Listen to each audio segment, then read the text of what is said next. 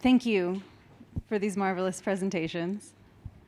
In order to get the conversation going, I'll take the first question. We'll open up the floor to all of you. I would ask that when you do ask your question, in the spirit of introductions, in the spirit of welcome, if you could please introduce yourselves to our new scholars. So the question that I have for all three of you is that as we invite you into this community of bibliographers, I'd like to invite you to reflect on how bibliography motivates your research. How did you first come to study the lives of texts?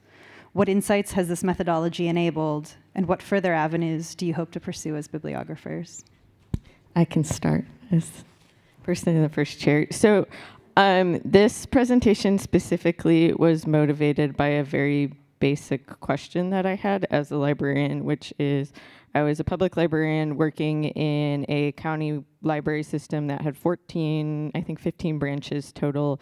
And in our entire holdings, we didn't have any copies of Stone Butch Blues, which I was kind of curious, who here has heard of Stone Butch Blues before? Okay, yeah, so this is if you're gay, at some point in your life, someone is read Stone Butch Blues. And normally that happens once a year, sometimes once a year in June. It's every gay book list has Stone Butch Blues on it. So I was just very perplexed, and there's a kind of a more complicated answer that I can get into if people are curious that has to do with self-published books and how public libraries can acquire them.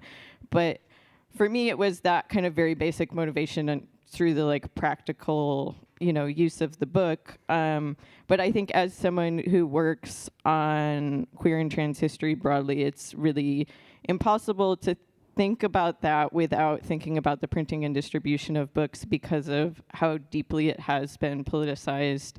So many of the thinkers and presses that are important to my work were being surveilled by the FBI for printing and distributing books from the mid-20th century onward. Leslie Feinberg had an FBI file that was open until she died.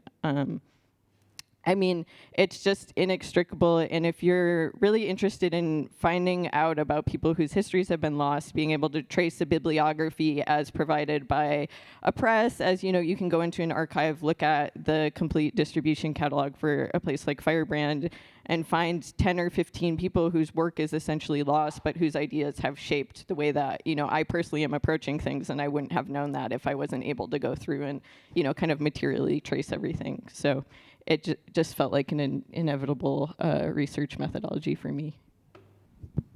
Hi. I'm coming at it from an art historical perspective. I'm doing a PhD in art history, and that's why I think the New Scholar program is so wonderful, because it allows this sort of interdisciplinary crossover.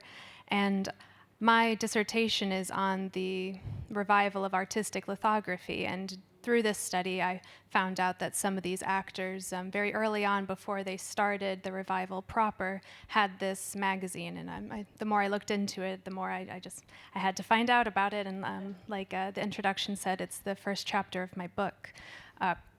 That's ambitious, of my dissertation. You heard it here first. But I thought the crossover is quite logical from art history, being interested in materiality and how things are made, and thinking of a book cover to cover, really in this sense, it being lithography cover to cover. And that's something I don't think in the art history discipline. You tend to separate the image from the text, and everyone who's discussed the Neolith has only kept it separate, and I thought we should try to find some connections when we look at it as a whole project as it was made. How I got into this? Well, I guess it has to do with my own background. So I've always been interested in China-US Transpacific exchange.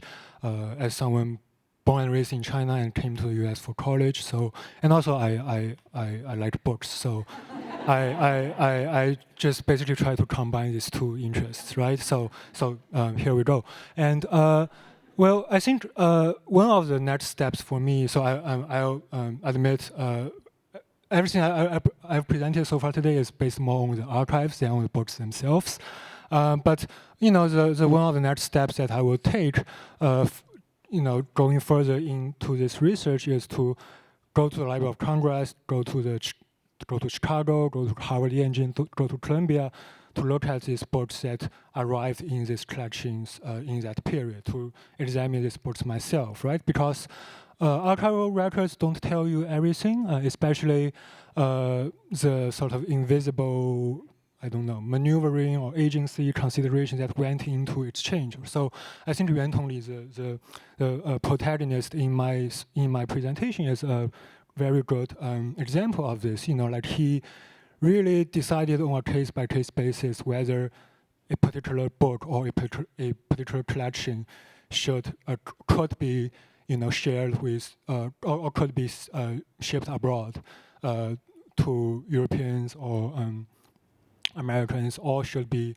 better kept at home, right? So I think, but he never says too much about this in the letters he exchanged with other people. So, so by examining the book myself, I will be able to know how valuable these books really are in that context. And also the other thing that I'm trying to do that's slightly different is that, so I mean, we usually, I don't know, but I guess bibliography, we take bibliography as a methodology, right? So as sort of a set of skills, knowledge that we use to address questions that we want to pursue further, right, as humanistic scholars. But part of what I'm trying to do in my dissertation is to historicize bibliography a little bit, to treat the history of bibliography as the object of my study. So one thread in the narrative of my dissertation is how Chinese bibliography, as a set of expertise,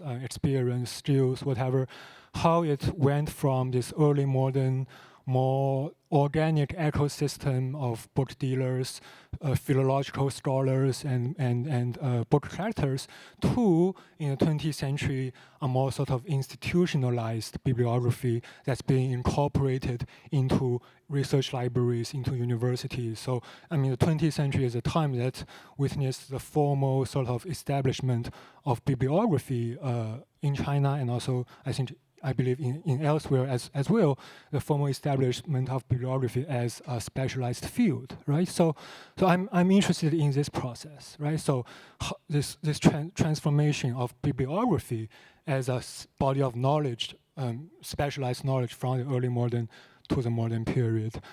So yeah. Wonderful, thank you.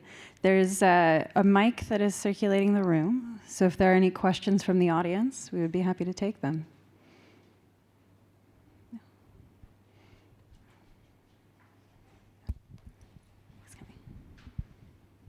I'm Terry Bellinger. Those of you who have had my illustration course at Rare Book School inflicted on them will be amused to know that an English dealer had the first 4 issues of the Neolith available for sale, and I've just bought them for Rare Book School with many thanks to the speaker.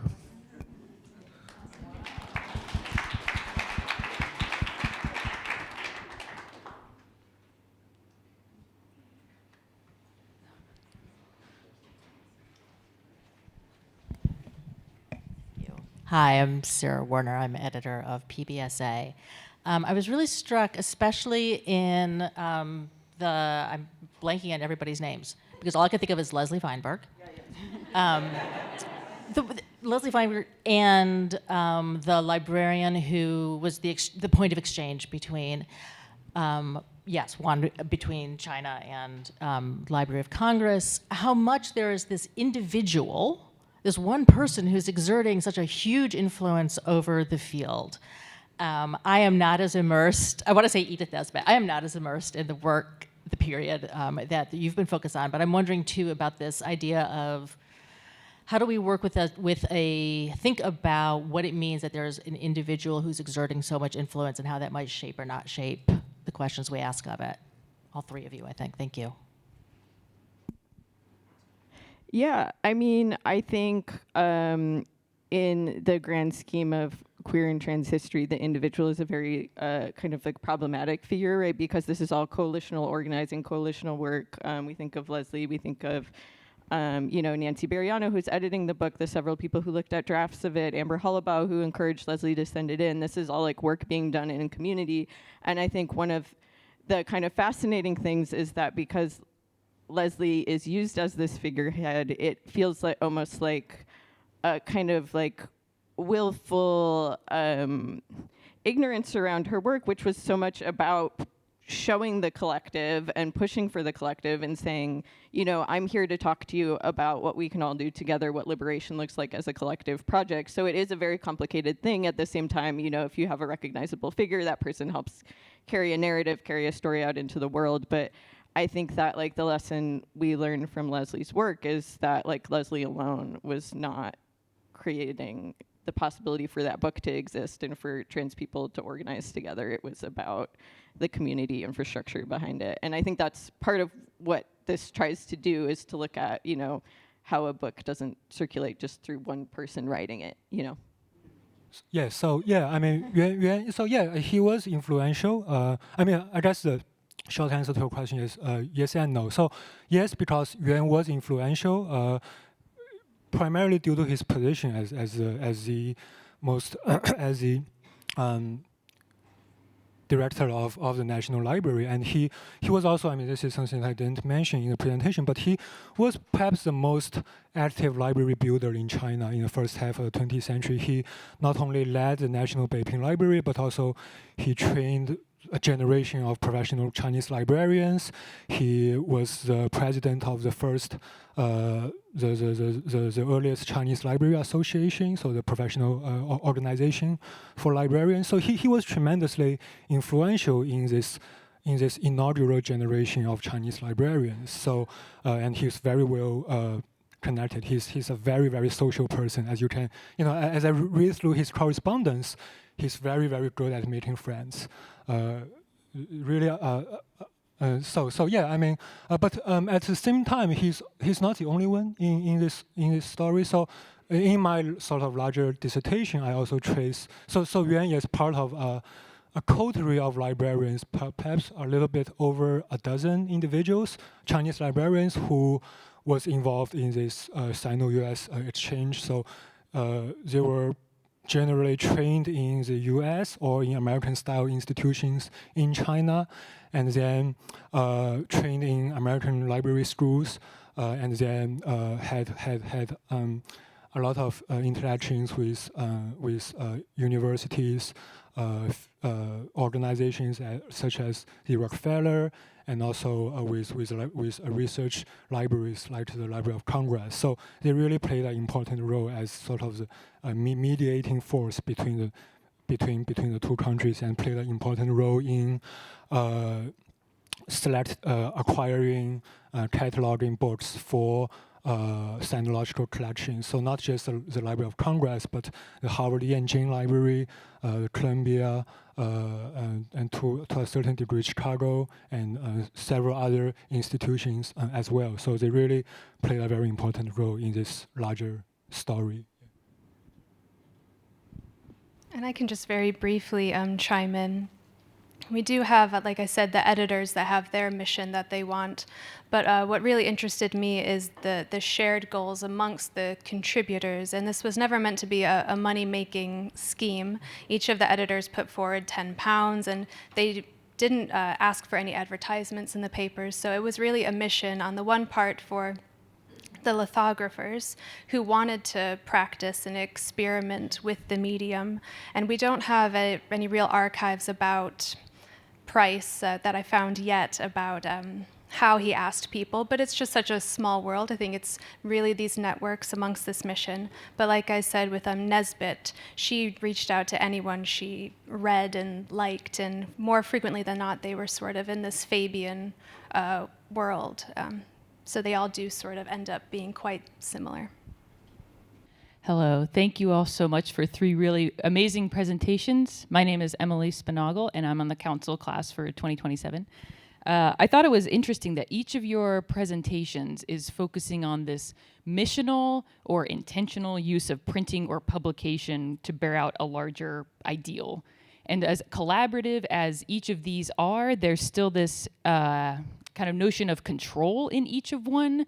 So there's this intentional choice of co-opting what lithography was in the 20th century, or leveraging microphotography and photo duplication processes of the early 20th centuries, and also self-publication, which in some circles we consider a failure.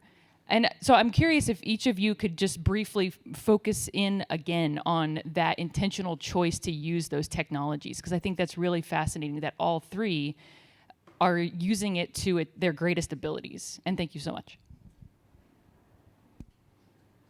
I can start. Thank you. That's a great question. I mean, yeah, right. Self-publishing is, that's like the death of your book. Like authors are told, like if you're considering self-publishing, like maybe just go back to your, regular activities. But I think, as I was trying to express for Leslie, it was both a political commitment and a way that saw past this really troubling time in the 90s and 2000s where these groups of publishers that had weathered so much in continuing to put out books and distribute the books that they had been publishing were all being forced to shut down. And this is part of the broader collapse of the independent bookstores and the introduction of Amazon, just the changing tides of mainstream publishers kind of picking a couple token authors and then leaving everyone else to the wayside. So there's a ton that goes into that and kind of behind that. But I think for Leslie, self-publishing was what she thought would be the most stable way actually for her book to continue existing, and it has been. I mean, you can go anywhere you can just go to your computer, type in Stone Butch Blues PDF, and you'll find a copy of it, and it might not be the one Leslie put out, but it's one that somebody downloaded and posted somewhere else on the internet. So it has actually created this kind of strange longevity that will like outlast any, LGBT publisher, every active, I don't want to say every active because we avoid things like that, obviously, but the vast majority of LGBT publishers that were active in 2000 are either like kind of low-level dormant, still like active by, having a website open or closed. So in that way, it was the right decision for the book. And I think that my original research question where I was like, why can't I get a copy of this book? It was in fact because it was self-published and because the library that I was working at had very specific contracts with Ingram and Baker and Taylor, which the librarians in the room will know. And we were allowed to get kind of case-by-case exceptions for local authors or, books that were being distributed through Amazon that were self-published, but buying a book through Lulu at that time was not something that we could do. So in a way, it was the choice that created the greatest level of access online, but in terms of the actual like physical material world, some bookstores can buy through like formally distributed channels, some can't. Some libraries can, the New York Public Library has like 30 copies of Stone Butch Blues because they've like made that choice and found out a way to buy it. So it really just depends, but it was a choice that was made for a very particular reason, and we could say didn't backfire. Like it was the choice that like created longevity and did maintain that control over the book and the way it was presented. And I don't know if that answers. From the artistic standpoint of lithography and how it came about from the Central School, there was a lithographic revival in the end of the previous century, but it didn't do as well. They're really competing with other art forms, especially the etching revival. And so it sort of teetered out. And then you have Jackson, who's teaching it at schools. And again, we don't have the direct archival references for this, but I think it's just that you had all of these people who were so excited about it, and they wanted to really push it, and that's why I kept using the word sort of experiment, and I think that's how it really began. And it wasn't printed at the school, it was printed at a smaller printing firm. I can talk more about that later. But part of my wider research, why I'm interested in the revival and how it reached its peak, I think, during the First World War, is why did people care about lithography? Why did it touch them? And I think a big part of that is what I address with the autographic hand. So there is something about this materiality really impacting people as they're viewing it. And again, I think this all sort of coalesces in this time where the socialism is on the rise, or people are starting to think more about how the lower middle classes are being affected, and so I think it all sort of coalesces quite well. So it's all a little competing, but it all does amount to this climate, I think. Thank you. That's a very good question. And something that I've always trying to highlight in my study. So, I mean, Yuan was very, very sensitive to latest developments in the international library world. So, photostating and microfilm were actually two of the arguably the most important invention in the American library community in this period. So he was quick to identify their efficacy for his own purposes, and so he was able to make use of them, as in the ways that I just talked about. But also, at the same time, these technologies do have their limitations. So, photostat in the context of China at that time, they were expensive machines. So, as I mentioned, there were only two, I think, photostat machines in China, and the predominant method of text copying remained hand copying. So that because scribal labor in China was cheap, so most libraries in China still resorted to that traditional method. So photostat was a very sort of niche, very new and very niche sort of usage in the Chinese library community. But I mean, the advantage of photostat over hand copying, other than the ones I identified, is that they are not prone to error if you want to circulate text, right? So there are two sides, and also for microfilm, I mean, they are ideal for storage, but they are not that ideal for reading. I'm sure. So especially at this early stage of the history of microfilm, the 1930s, this technology was still at a very early experimental stage. It has not entered mass reproduction. This camera is custom designed by one of its first designers. So, I need to further track down how many, the extent to which these microfilm reproductions of Chinese rare books were actually being used by scholars, right, across the world. So this is something that I think I need to work further on. But I suspect, they were used very substantively. So I mean, people would naturally resort more to the books themselves rather than to those microfilm. So that's my guess. So yeah. So we've got time for one more question, which please go ahead. Thank you. My name is Christopher Walsh, and my question is more for Mindi, unfortunately, but I'm really struck by the political elements in all three of the projects, Feinberg and the Neolith. But I wonder if Mindi, you could say more about Yuan Tongni's political situation in China at the time, and maybe even a little bit about how his project was received after 1949, kind of the after effects of the massive political upheavals there. Thank you. Thank you. The political research. Well, yeah. So part of the reason that he always befriended American scholars associations is because of a lack of enough resources in China. So the first half of the 20th century was a period of frequent turmoil, social political turmoil. So Yuan's library, as well, the thing for the Chinese academic community at large was constantly beset by a lack of resources and change in government and war situations like that. So they were faced with this frequent hardship and difficulties. So I think. So as for the post-1949 reception of Yuan Tongni, during the Mao period, it was mostly negative, right? So a watchdog of American imperialism, something like that, right? So, but in recent decades, I mean, in China, especially in the past 2 decades, there has been a revival of interest in figures, individuals associated with the U.S. So in the period before 1949, so there's a lot of commemorative activities about Yuan, dedicated to Yuan, and I know Yuan's son and granddaughter who's still alive, and they've helped me a lot in this project. So yeah, there has been a revival of interest in the past two decades, and there are scholars in China working on similar stuff right now too. So.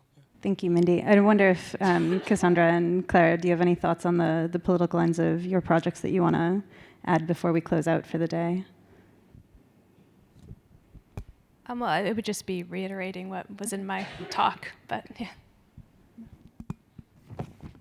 Yeah, I think, to reiterate the words of Leslie, Free Palestine and trans liberation now. Right.